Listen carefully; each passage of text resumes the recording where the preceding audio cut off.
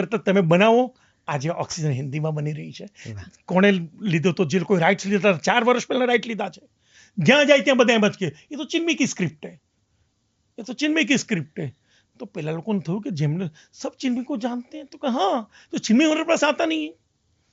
હું હવે એની રામાં હતો કે એ લોકો કે અરે ચિન્મય યાર, તેરી તું આ જા ના, તેરી સ્ક્રિપ્ટ કે દુનિયા.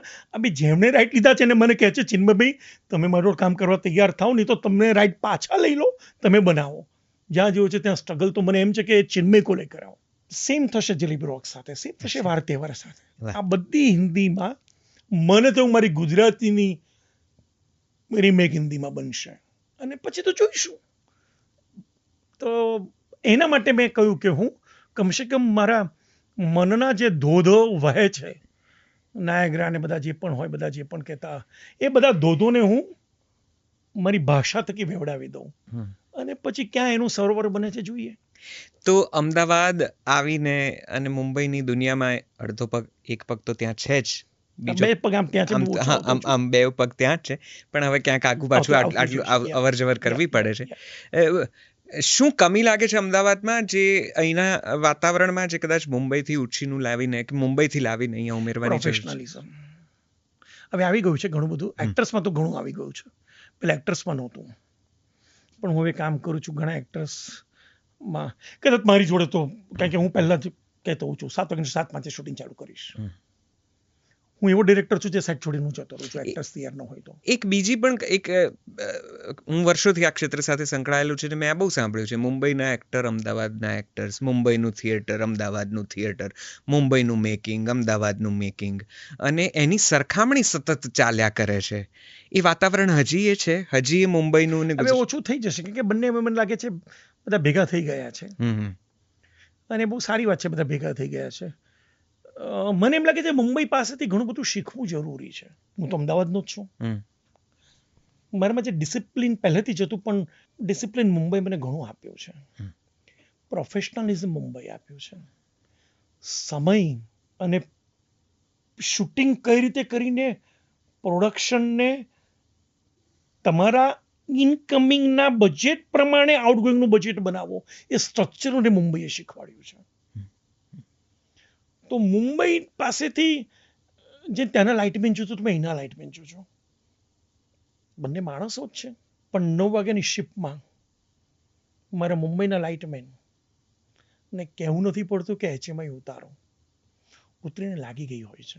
મુંબઈ કદાચ એનું કારણ એ છે કે મુંબઈના વર્કર્સને આજીવિકા આ માધ્યમથી પ્રોપર મળી રહે છે. તો એમનું આજીવિકાનું સાધન છે. અહીંયા હજુ મને ખબર નથી કે અહીંના લાઇટમેન કે અહીંના બીજું, અહીંયા ઘણીવાર મને એમ લાગે છે કે અધૂરા ગળા બહુ છલકાય છે યાર. શીખવું નથી. જેમ આજે પણ કહું છું, અધૂરો બહુ છું યાર. હું રોજ શીખું છું. આ રિક્ષાવાળા જોડથી શીખું છું, વાતો કરતા શીખું છું. સેમ અહીંયા ઘણા લોકોને જોઉં, આર્ટિસ્ટો જવા દો, લાઇટમેન જવા દો, મેકઅપ આર્ટિસ્ટ જવા દો, કોસ્ટ્યુમવાળા, બધા પૂર્ણ છે યાર. ઘણી વાર લાગે કે એમને એ બધા ખુશ છે કે એ લોકો જ્યાં છે ત્યાં બહુ જ મહાન છે. તો અપૂર્ણતા ક્યાંય દેખાતી નથી મને એના લોકોમાં. બહુ ઓછા લોકોમાં અપૂર્ણતા દેખાય છે. તમે મુંબઈમાં આવશો ને, આજે કોઈ પણ તમે શ્યામ રાઘવનને મળશો, કોઈને આજે શોધતા હોઈએ છીએ हम लोग, अरे यार ये नहीं आया हमको, अरे यार ये तो क्या नया है यार, हम लोग सीखे यार. અમે લોકો હજુ પણ શીખતા હોઈએ છીએ યાર. અમે રોજ સવારે નવું શું શીખીએ એના માટે જન્મ લીધો છે કે એના માટે જાગતા હોઈએ છીએ. મને અહીંના ઘણા લોકોમાં એવું દેખાયું છે કે એ લોકો રોજ ઉઠે છે એના માટે કે અમને બધું આવડે છે, બધાને બતાવી દઈએ. અહીંયા લોકોને બતાવી દેવાનું બહુ છે યાર. થોડું એ અમદાવાદી પણ થોડું જવું જોઈએ. એ મને એવું લાગે છે થોડા અધૂરા થઈ જાઓ ને યાર, અધૂરા થઈ જાઓ. જેટલા અધૂરા થશો એટલું મજા આવશે. મને બસ આ જ મેઇન વાત છે. ત્યાં ઘણા લોકો અધૂરા છે. તમે ટીકુભાઈને જોશો, તમે અરવિંદ વૈદને જોશો. હું જ્યારે ડિરેક્ટ કરતો ને, અરવિંદભાઈ ડામકરનું ભાવ હોય છે, આમ જોતા હોય છે, સર ચિન્મય કેટલું યસ ગોટ ઇટ ચિન્મય પાછું કરીને બતાવું ને, ભૂખ એટલી બધી છે આજે 84 વર્ષે માણસ અને એના કોઈ એક્ટર સર સમજી ગયો સર શું સમજી ગયો કંકોડો સમજી ગયો લા કંગા સમજી ગયા બધા સમજી ગયા પછી મારે કંકોડો કહીને સમજાવવું પડે પછી હા હવે ખબર પડી હા પછી ખબર પડે ઠીક છે પણ અધૂરા લોકોને પણ હું અધૂરા કરી દેતો છું મારી આગળ જો જે પૂર્ણ આવે ને અધૂરો થઈ જાય મારી જોડે 15-20 શૂટિંગ કરીને અધૂરો થઈ જાય. કેટલા બધા અદ્ભુત નામો સાથે તમે કામ કર્યું છે, એમનો ઉલ્લેખ જ અમારા જેવા માટે તો આમ રોમાંચક છે. અમને આમ પેલા રૂવાડા ઊભા કરી દેનારો છે કે તમે કુંદન શાહને રૂબરૂ જોયા. ઓ માય ગોડ, અમારા માટે તો એ અત્યાર સુધી એક એવી ફિલ્મના દિગ્દર્શક છે કે જે અમારી કેટલીક પ્રિય ફિલ્મોમાંની એક છે. મારામાં પણ અમદાવાદી પણું હતું, સોરી હાજી પ્લીઝ પ્લીઝ. મારામાં અમદાવાદી પણું બહુ હતું. હું પણ આવી રીતે પોતાને પૂર્ણ સમજતો. એ અધૂરો ગળો છલકાય ને એવો જ હતો. જે ગાંડો હતો ને પણ બહુ એટીટ્યુડ બહુ હતો. એ પેલી લાઈટ ફેંકી એ ભાઈ આ જે લાઈટ નહીં એ તો એ ખુમારી હતી. અચ્છા, એ કુમારી હતી. એટીટ્યુડની વાત કરું. અચ્છા, ઓકે. ક્યાંક એનાનું શૂટિંગ સ્વિટ્ઝરલેન્ડમાં અમે લોકો ગીતોનું શૂટિંગ કરવા ગયા હતા. એક જ જે એસોસિએટ હોય એ જ જાય, એસોસિએટ એક જ જાય. હું જ ગયો હતો પહેલી વાર યુરોપ ગયો. એમાં સૈફ અલી ખાન અને પ્રીતિ ઝિન્ટાનું ગીત હતું છેલ્લું ક્લાઇમેક્સનું, એ શૂટ કર્યું હતું અમે લોકોએ ત્યાં. સરોજ ખાન અમારા કોરિયોગ્રાફર હતા ને બધા હતા. અને અમે એનો ક્લાઇમેક્સ શૂટ કરતા હતા ક્યાંક એનાનું ઊટીના બંગલામાં. રાઈટ. એ સમયે મોબાઈલો નહોતા, કશું 98ની વાત હતી. અને એ દરમિયાન આલ્બમમાં કન્ટિન્યુટીના ફોટો આલ્બમમાં થતા. એ આલ્બમ નતા આવ્યા ઊટી મુંબઈથી. અને ક્લાઇમેક્સ શૂટ કરતા હતા અને અચાનક સૈફ આવ્યો અને સૈફે કહ્યું કે ચિન્મય યાર मैंने वो येलो जैकेट पहना था कि नहीं यार? पहना था ना? હવે હું મારા એટીટ્યુડમાં કોઈ નહોતો પહેર્યો. प्रीति क्या चिन्मय पहना था कि नहीं? कुंदन शाह के भाई मैं तो वहां था. चिन्मय सरोज खान जोजो को पूछो. अभी जोजो को कहाँ पूछेगी? चिन्मय तेरे को क्या लगता है पहना था नहीं? तो आखिर unit Anupam Kher no last दिवस शूटिंग नो जी, मैं को नहीं पहना था. सैफ मैं बोल रहा हूँ ना, तो भाई चिन्मय नहीं पहना था. કાઢી નાખ્યું અને શૂટિંગ ચાલુ થઈ ગયું. હવે મારા મનમાં એમ તો પહેરતું પછી હું તો બોલી નાખ્યું એટીટ્યુડ, આપણ તો બોસ હે યાર, આપને તો સબ સુનતા હે. 250 યુનિટ અને ત્યાં ઊટીમાં મોનાર્ક હોટલથી 2 કલાક દૂર ડિસ્ટન્સ. મેં ત્યાંથી આવો સેટેલાઇટ જેવો ફોન હતો, એમાં નીચે ગયો પેલા તળાવ પાસે અને મોનાર્ક હોટલમાં ફોન કર્યો અને ત્યાં ફોન કર્યો ટિપ્સની ઓફિસ મુંબઈમાં કે આલ્બમમાંથી સ્વિટ્ઝરલેન્ડમાંથી આ 4-5 ફોટા ફેક્સ કરો. પેલું આમ આવતું હતું ફેક્સ, કેવું કંઈક આવતું. Right right. એ ફેક્સ લઈને 4 વાગે કોઈ આવ્યો સેટ ઉપર. મેં જોયું તો પહેર્યું હતું યેલો જેકેટ અને સવારથી શૂટિંગ ચાલે. પેલો ક્લાઇમેક્સમાં ખબર છે જો ક્યાંક એના જોઈએ તો સૈફ અલી આવે છે માફી માંગવા, બહાર આવે છે, અનુપમ ખેર બધા ઊભા છે અને અચાનક સૈફનો શોટ હતો. એક મિનિટ સાલો દાદાગીરી તો જો અક્કલ વિનાનો. એક મિનિટ સર, એક મિનિટ, એ જેકેટ લાવો, જેકેટ પહેના હતા. અને બધા આમ કે સીનના બધા માસ્ટર થઈ ગયા હતા. બાકી હતો 2 દિવસમાં સીન પૂરો કરવાનો હતો. સાંજના 4:30 ત્યાં 5:30 તો અંધારું થઈ જાય. પેલો જેકેટ લઈને દોડતો આવ્યો. સાહેબ કે सर मैंने बोला था कोई मेरी बात नहीं माना. प्रीति के मैंने भी बोला था कोई नहीं बात माना. कुंदन शाह मारी बाजूમાં આયા. પહેલા જેકેટ આપી દીધું, પેલો સાહેબ પહેરવા ગયો અને કુંદનભાઈએ મારી સામે જોઈને કહ્યું, મૂકું સર આ જો ફેક્સ મંગાવ્યો છે, પહેર્યો તો ફાટ એટલે આમ જોસ્તી મારું બ્રહ્માંડ હલી ગયું હતું.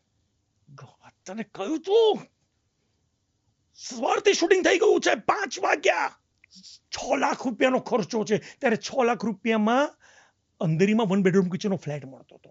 એક દિવસનો ખર્ચો એટલો થતો હતો. ખબર પડે છે તને? આમ થઈ ગયો. બીજો મારો કે अनुपम का लास्ट डे है, कैसे मैं शूट करूंगा साहब. अचानक अनुपम આવ્યો. अनुपम जी એન કરું, એક કુંદન શાંત રહેજો. પહેલી વાર ચીન મિસ્ટેક હોય. 250 ની સામે હું પોતાના દાદો સમજતો હતો. હું કહું એમ ચાલતું. મેં કહ્યું એની પહેલા કુંદન શાહ એમ કહેતા હતા કે ભાઈ હું ડિરેક્ટર છું, મારો આવો રૂઆબ હતો સેટ ઉપર. ને આંખોમાંથી આમ આંસુ ના નીકળે એટલો હતપ્રભ થઈ ગયો હતો. મને એની પહેલા ખબર નથી કે હું મોટી મિસ્ટેક કરી. દિલથી કહું છું, 6 લાખ તો મેં ત્યારે સાંભળ્યું ત્યારે મને ખબર પડી કે 6-7 લાખનો ખર્ચો હોય છે એક દિવસનો. થપ્પડ કરીને અનુપમજીનો લાસ્ટ દિવસ. હવે કઈ રીતે? હવે મને પ્રેક્ટિકલ નોલેજ સમજાયું. તો જો એટીટ્યુડ અમદાવાદી છું યાર, અમદાવાદનું પાણી ખબર નથી તમને, એ રીતે હતો. હવે મને નોલેજ આવ્યું. अनुपम भाई अचानक आ गया, अनुपम कह रहे को 1 मिनट चेन्नई से पहली बार मिस्टर को मैं 2 दिन और देता हूँ, कुंदन उसका एक्स्ट्रा पैसा भी नहीं लूंगा, बोल दे रमेश जी को, टेंशन मत ले. साहब भावे सर चिंता मत करो, हम 2 दिन और देंगे, 2 दिन और देंगे. आखिर उन्होंने कहा सर 1 दिन का पैसा भी नहीं लेंगे, चिंता मत करो चेन्नई के लिए. ત્યારે કુંદન બી મને કહ્યું તારું રિસ્પેક્ટ કેટલું છે જોયું, પણ તે જ તારું રિસ્પેક્ટ ધૂળદાણી કરી નાખ્યું. હંમેશા રીચેક કર, એટલો બધો વિશ્વાસમાં નહીં રહેવાનું કે તમે રીચેક કર્યા વિના સાઇટ ઉપર ઉતરો. ક્યા Baat. Always recheck yourself. Recheck આ એમના શબ્દો છે, મને મારી કુંદનભાઈ મારી સામે દેખાય છે, રીચેક. આજે અનુપમને શૂટિંગ છે એને ના રમેશ તોરણનો ત્યાં ફોન આવી ગયો, પેલો મોટો આવો મોટો સેટેલાઇટ જો फोन હતો. कुंदन जी को दो, कुंदन जी चिन्मय को आप कुछ नहीं कहेंगे, चिन्मय ने हमारा पैसा बहुत बचाया है, चिन्मय को कुछ नहीं कहेंगे, कुछ नहीं करेंगे. હું તો આસિસ્ટન્ટ ડાયરેક્ટર. અને એ દિવસે મને સમજણ પડી ગઈ કે પ્રોફેશનલ એટીટ્યુડ શું હોય છે. પછી તો એ જે એવો ઇન્સિડન્ટ મારી જોડે બન્યો એને મને ઘણું બધું શીખવાડી દીધું. આજે હું એટલું બધું રીચેક કરતો હોઉં છું, એ મારા લોહીમાં ઉતરી ગયું. એટલે મારું 18 દિવસ શૂટિંગ 14 દિવસમાં પતી જતું હોય છે.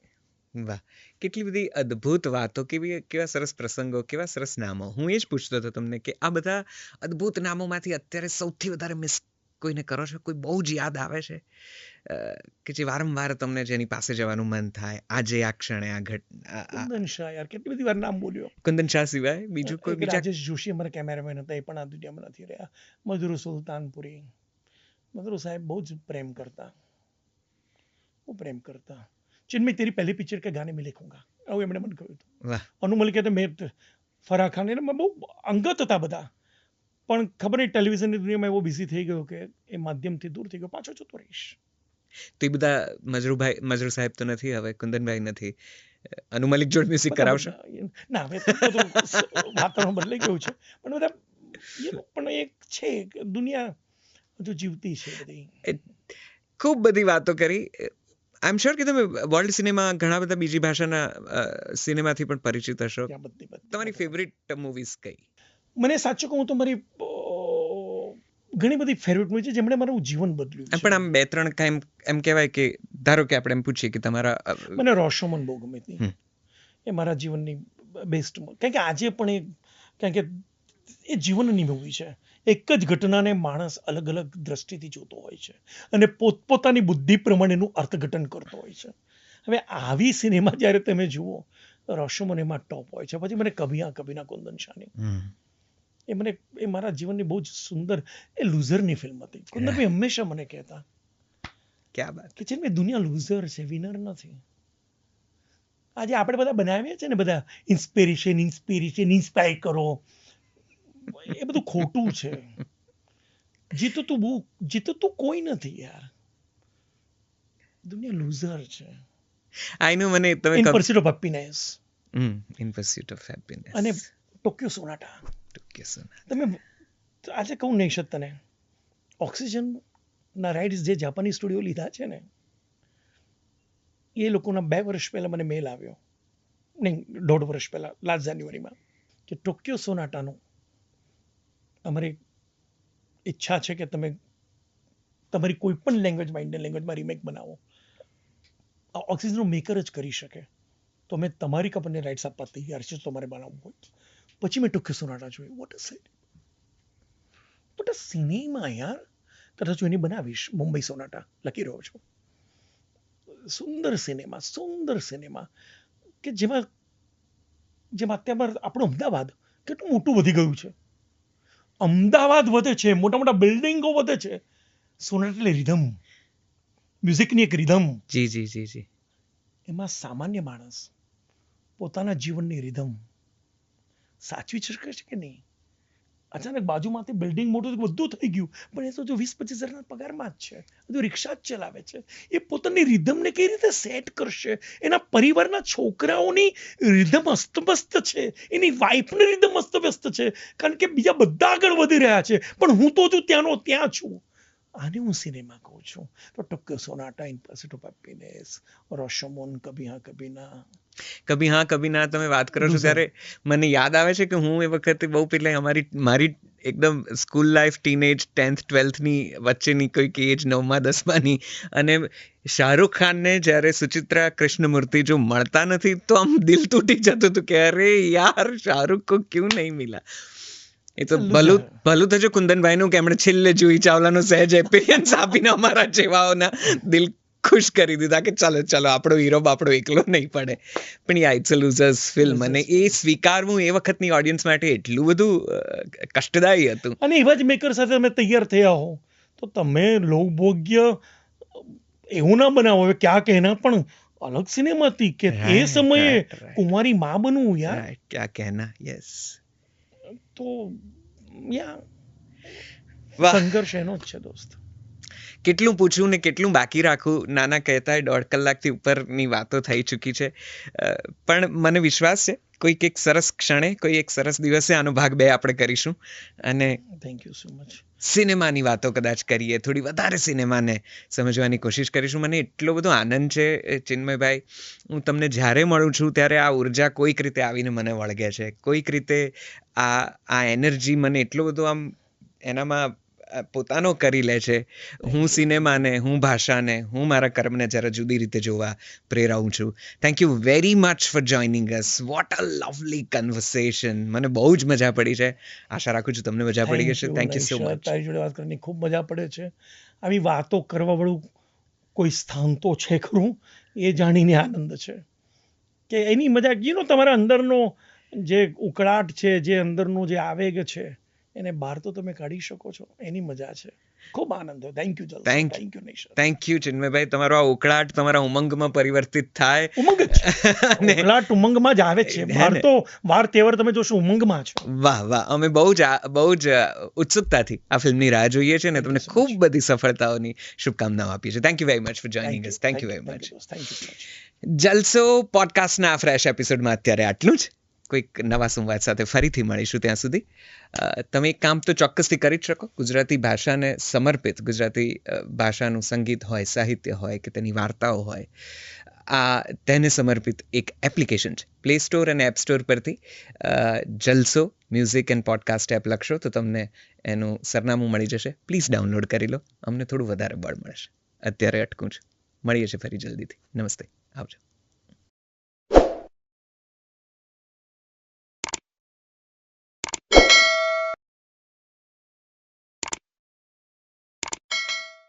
તમે બનાવો.